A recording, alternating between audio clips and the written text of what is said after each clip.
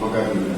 ഏതായാലും നമ്മൾ അറിവിന്റെ കേട്ടറിവിന്റെ അടിസ്ഥാനത്തിൽ എല്ലാ രോഗങ്ങളുടെയും തുടക്കക്കാരൻ ഈ ഷുഗർ എന്ന് പറയുന്ന ഡയബറ്റിസ് എന്ന് പറയുന്ന പ്രമേഹം എന്ന് മലയാളത്തിൽ പറയുന്ന ഈ രോഗം അതെങ്ങനെ കുറച്ചു കൊണ്ടുവരാൻ സാധിക്കും എന്നത് സംബന്ധിച്ചുള്ള ഒരു ബോധവൽക്കരണമാണ് ഇന്നത്തെ ഈ പ്രമേഹ ദിനത്തിൽ നമ്മളിവിടെ സംഘടിപ്പിച്ചത്.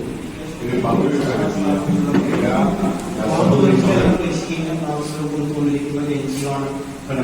കഴിഞ്ഞ 10-14 വർഷത്തിലേക്ക് 3000 ക്ലാസുകൾ കൈകാര്യം ചെയ്തത്. ഇതിന്റെയൊക്കെ ഉദ്ദേശം 2 സന്ദേശവും പങ്കുവയ്ക്കുക എന്നുള്ളതാണ്. ഒന്ന്, ചികിത്സാ സംസ്കാരത്തിന് പകരം ഒരു പ്രതിരോധ സംസ്കാരം വളർത്തിയെടുക്കാൻ ആളുകളെ ഓർമ്മപ്പെടുത്തുക. അത് തന്നെയാണ് മലപ്പുറം ചികിത്സ ചെയ്യുന്നത്. മറ്റൊന്ന്, ആരോഗ്യ വകുപ്പിന്റെ പ്രത്യേക നിർദ്ദേശപ്രകാരം അഥവാ രോഗം വന്നാൽ ഒറ്റ മൂല്യങ്ങൾക്ക് പിന്നാലെ പോകാതെ, അന്ധവിശ്വാസങ്ങൾക്ക് പിന്നാലെ പോകാതെ ശരിയായ ചികിത്സ ശരിയായ സമയത്ത് ശരിയായ ചികിത്സകരിൽ നിന്ന് സ്വീകരിക്കുക എന്നുള്ളതാണ്. ഇന്ന് രാവിലെ പത്രങ്ങളിൽ നിന്ന് വായിച്ചിട്ടുള്ള ബഹുമാനപ്പെട്ട നമ്മുടെ ആരോഗ്യ വകുപ്പ് മന്ത്രിയുടെ ഒരു നിർദ്ദേശം, പ്രമേഹം ഇത്രമാത്രം വർദ്ധിക്കുന്നത്, വൃക്കരോഗം ഇത്രമാത്രം വർദ്ധിക്കുന്നത്, പ്രമേഹ അനുബന്ധ രോഗങ്ങൾ വർദ്ധിക്കുന്നത് പ്രമേഹത്തെ നേരത്തെ കൂട്ടി കണ്ടുപിടിക്കാത്തത് കൊണ്ടാണ് എന്നുള്ളത്. അപ്പൊ ഇത് ആണ് നമ്മുടെ കണ്ണു ഉറപ്പിക്കേണ്ട സംഗതി. അതിനുള്ള ശ്രമമാണ് ഇന്നിവിടെ നമ്മൾ ചെയ്തുകൊണ്ടിരിക്കുന്നത്. അപ്പൊ ഇന്ന് നമ്മള് മലപ്പുറം സ്റ്റേറ്റ് സെന്റർ ഇവിടെ സംഘടിപ്പിച്ചിട്ടുള്ളത് ഈ ഒരു പ്രമേഹ ദിനത്തോടനുബന്ധിച്ചാണ്.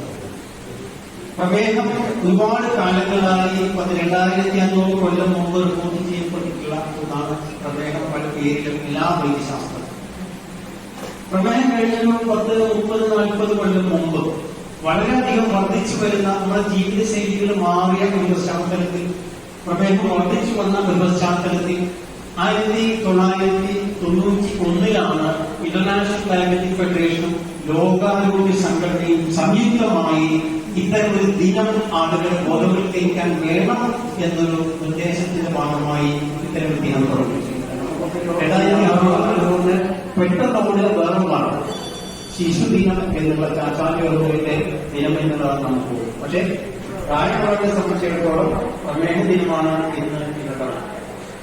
ഇതിൽ അതിനൊരു അടയാളം എന്ന് പറയുന്ന ഒരു നീലവട്ടമാണ്.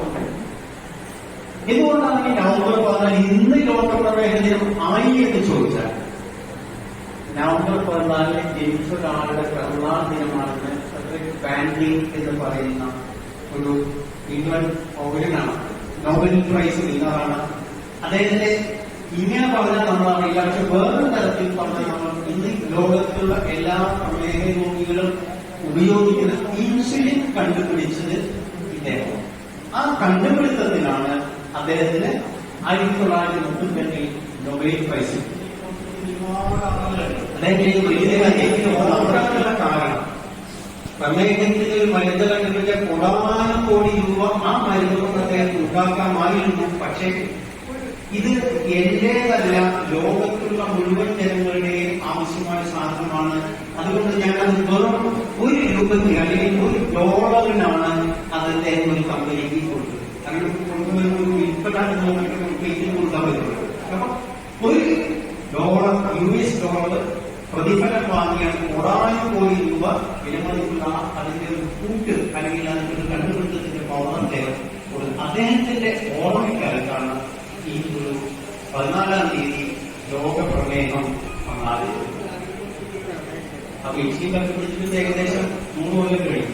എന്നിട്ട് ഇന്നും ലോകത്തിൽ 50% പ്രമേഹമായ ഇൻസുലിൻ കിട്ടുന്നില്ല. ഓരോ വർഷത്തിൽ പ്രത്യേക നിയമങ്ങളുണ്ട്. അത് ഈ വർഷത്തിൽ 2022 നാളെ പ്രമേഹം വരാതിരിക്കാൻ ഇന്ന് പ്രമേഹ വിദ്യാഭ്യാസം നേടുക എന്നുള്ളതാണ്. ആ പ്രമേഹ വിദ്യാഭ്യാസമാണ് ഇന്ന് ഇപ്പോൾ മലപ്പുറം ചികിത്സകളിൽ നമ്മൾ നടത്തിയിട്ടുള്ളത്. അപ്പൊ ഇന്ന് ലോക പ്രമേഹ ദിനത്തോടനുബന്ധിച്ച് പ്രമേഹത്തെ കുറിച്ച് നമ്മൾ സംസാരിച്ചു.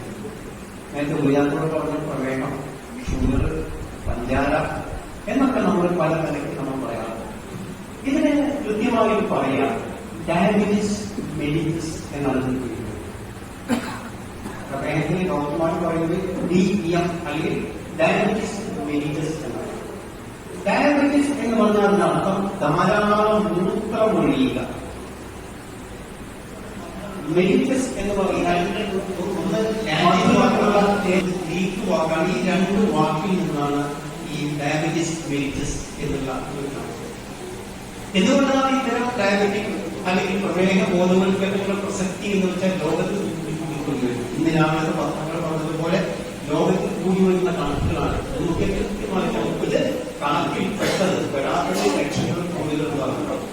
1950 150 മില്യൺ ഉണ്ടായത് 422 2021 537 കോടികളുടെ കണക്കാണ് പറയുന്നത്.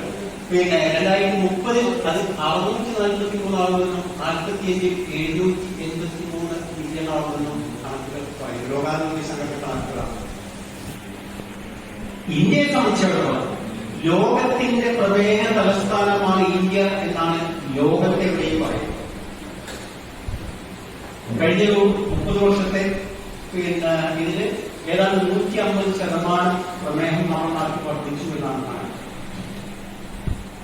അവിടുന്ന് പോയിട്ട് കേരളത്തിലേക്ക് വന്നാൽ ഇന്ത്യയുടെ പ്രമേഹ തലസ്ഥാനം എന്നുള്ളത്. അപ്പൊ ആകത്തുക മൊത്തം പറയുമ്പോൾ ലോകത്തിന്റെ പ്രമേഹ തലസ്ഥാനമാണ് കേരളം എന്ന് നമ്മൾ പറയുന്നത്. അതായത് കഴിഞ്ഞ വർഷം വന്ന ആധികാരികമായി കേന്ദ്ര ഗവൺമെന്റ് പുറത്തുവിട്ടൊരു കണക്കിൽ ഇത് പ്രമേഹത്തിന്റെ അളവാണ്. ഏറ്റവും ടോപ്പിൽ നിൽക്കുന്നത് കേരള. പുരുഷന്മാരിൽ 27, സ്ത്രീകളിൽ 25. പിന്നീട് നേരെ തിരിഞ്ഞു സ്ത്രീകളിൽ കൂടുതലും പുരുഷന്മാരിൽ കുറവുമായിട്ടുമാണ്. ലോകത്തിൽ 100ൽ 10 ആളുകൾക്ക് പ്രമേഹം ഉണ്ടാവുമ്പോൾ കേരളത്തിൽ 12 ആളുകൾക്ക് പ്രമേഹം. അത് ഇന്ത്യയിൽ അത് കേരളത്തിൽ വന്നാൽ 27 ആളുകൾക്കായിട്ട് മാറും. ഇത് ഇന്നലെ വരെ പറഞ്ഞിരുന്ന കണക്കുകളാണ്. ഇന്നലെ പുറത്തുവിട്ട കണക്കാണ്. ഇന്ന് രാവിലത്തെ പത്രത്തിൽ വന്നത് 24+18 42. അപ്പൊ ഇനി മുതൽ ഈ കണക്ക് ഇതിന് പകരം 42 44. ഇവിടെയാണ് നമ്മുടെ ഭാഷകളുടെ ബോധവൽക്കരണ വസ്തു. ഈ 27 എന്ന് വന്നതിന്റെ പിറ്റേ ദിവസം മലയാള പത്രങ്ങൾ റിപ്പോർട്ട് ചെയ്തത് കേരളത്തിൽ 3-ലാണ് പ്രമേഹം 39%. ഇപ്പൊ നിന്ന് 42. കേരളത്തിലെ പ്രമേഹം കൂടി വരിക. ഓരോ ദിവസവും ഔദ്യോഗികമായ കണക്കുകളും അനൗദ്യോഗികമായ കണക്കുകളും മന്ത്രിസഭയിൽ പ്രമേഹ ദിനത്തിൽ ഒരു ചർച്ച ഇവിടെ സംഘടിപ്പിച്ചിട്ടുണ്ട്. ഇതിന്റെ ഒറ്റ ഉദ്ദേശം പ്രമേഹത്തെ അറിയുക എന്നതാണ്. എന്തിനാണ് പ്രമേഹത്തെ അറിയുക എന്നുള്ളത് വെച്ചാൽ പ്രമേഹത്തെ അവസാനിപ്പിക്കുക, നിർത്തുക, പരാജയപ്പെടുത്തുക എന്നുള്ളത്. എന്തിനാണത് എന്ന് ചോദിച്ചാൽ ഇവിടെ തിരക്ക് കുറക്കാൻ, ഡയാലിസിസ് സെന്ററിലേക്ക് എത്തിപ്പെടുന്ന ആളുകളുടെ എണ്ണം കുറയ്ക്കാനാണ് പ്രമേഹത്തെ ഇല്ലാതെയാണ്. പ്രമേഹം കുറയ്ക്കുകയും അതുവഴി വൃക്കരോഗികളുടെ എണ്ണം കുറയ്ക്കും. കാരണം ഇന്ത്യയിൽ 100 വൃക്കരോഗികൾ ഉണ്ടാവുമ്പോൾ അതിൽ 45 വൃക്കരോഗത്തിന്റെയും കാരണം ഒരേ ഒരു രോഗമാണ്. അത് പറയണം. അതേക്കുറിച്ചാണ് ഇന്ന് നമ്മൾ സംസാരിക്കുന്നത്. രോഗത്തെ കുറിച്ചല്ല സംസാരിക്കുന്നത്, പ്രമേഹത്തെക്കുറിച്ചാണ്. അന്ന് നമ്മൾ വിഷയം സംസാരിക്കുമ്പോൾ പ്രമേഹ രോഗങ്ങൾ നമുക്കറിയാം, അറിയിച്ചിട്ടുണ്ട കൃത്യമായി പ്രമേഹത്തെ അറിഞ്ഞാൽ നമുക്കതിനെ ദൂരെ.